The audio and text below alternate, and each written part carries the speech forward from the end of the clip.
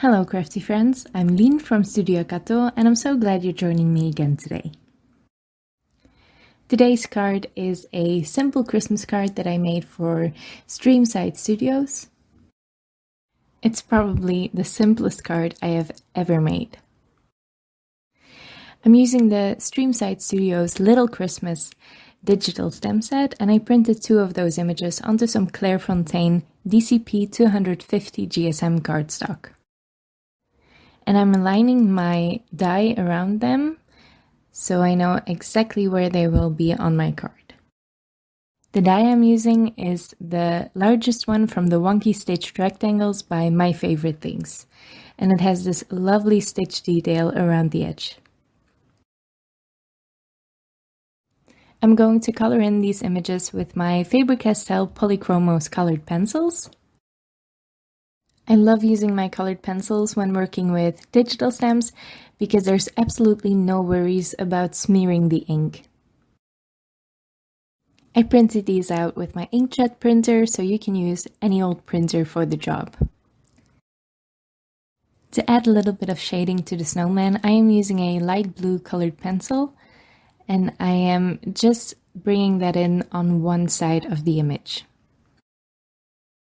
And I'm only using one pencil for this, so I will, instead of blending it out into a lighter color, I will just use that same pencil and only lightly color with it to blend it out into the white.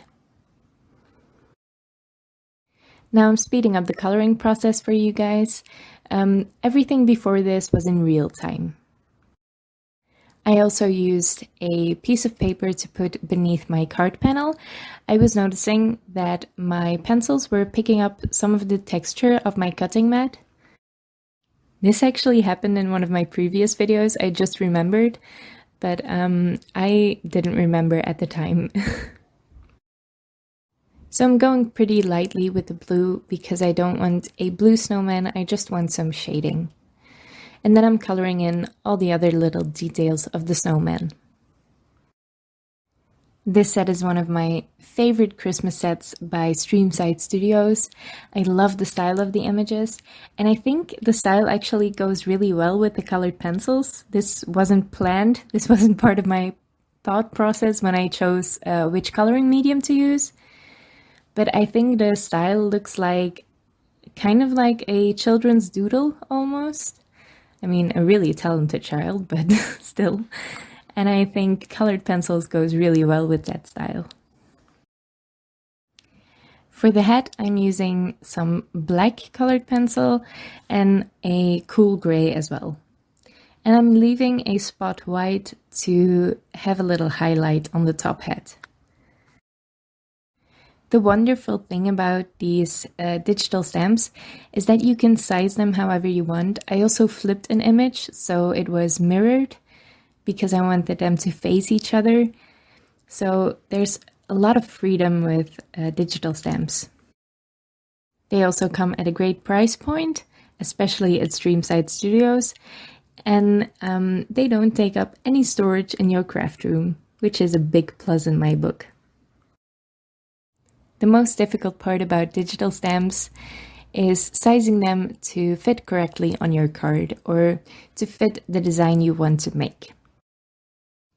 So in my opinion, these cards, while they are faster to make, they usually take a little bit more planning on my end because I need to know exactly what I want to create and which size I want my images to be.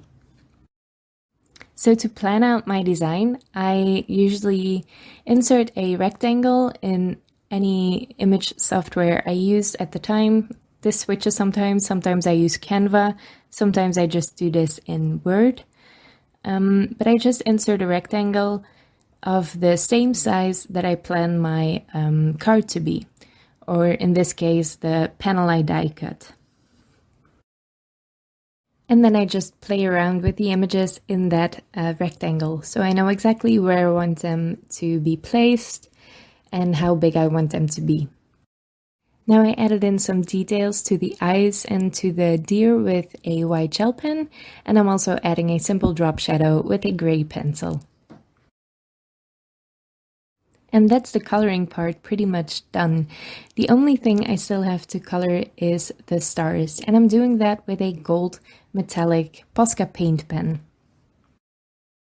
You can use a gel pen for this, but I really like the coverage of the paint marker, and I love the shine of this. I think it's a different shine than my gel pen. Now, the assembly of this card is also very easy. I cut a couple of different pieces for this. I cut a Kraft piece of cardstock to fit exactly over my card base, although my card bases aren't cut exactly, as you will notice later, so I will have to trim that down. And I also cut 5 or 6 layers of thick white cardstock to add dimension to my colored piece. So I'm just gluing that Kraft piece to my card base, and you see that I have a sliver of white still showing, so I'm just using my small Fiskars trimmer to trim that off. If you're looking for a paper trimmer, I can highly recommend the Fiskars guillotine trimmers. I love guillotine trimmers. They are much straighter, in my opinion, than the ones with the rolling blade or anything like that.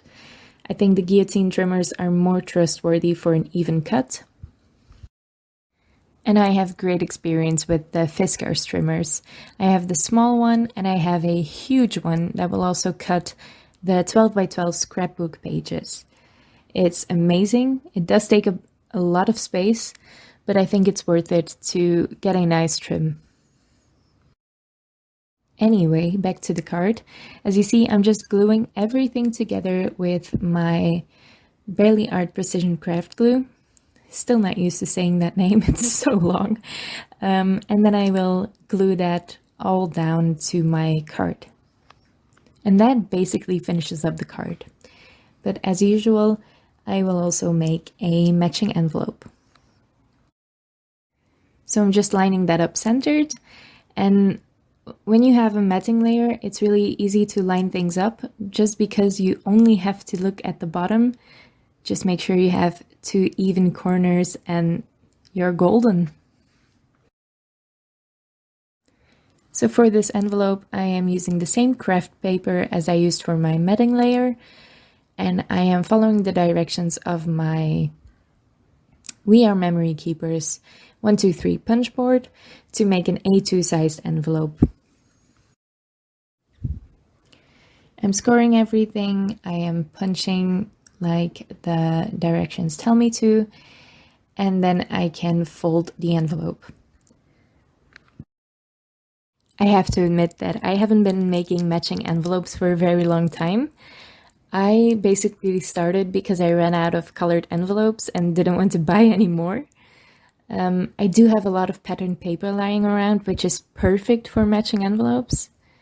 And then I started to put a little bit more creativity into it when I started this YouTube channel, because I think it's a fun touch to have a matching envelope, and it's really easy to do most of the time. Now I'm using the Posca paint pen to add some stars in the same style as the stamp set to the envelope, and then also some stitching detail, and I maybe went a little bit overboard with this. But I do love that stitched look on an envelope. I've done that before, even with colored envelopes that I bought. It's just so easy to do, and I think it's a really nice touch. The gold is a little bit hard to see, but it's beautiful when you tilt it in the light. And that's it, a really, really clean and simple card with a matching envelope. There's a sale over at Streamside Studios for the Christmas stamps. You can find all the information about that in the description below. Leave a comment with your thoughts, and subscribe to my channel if you want to see more of my videos. Thank you so much for watching, and I'll see you next time.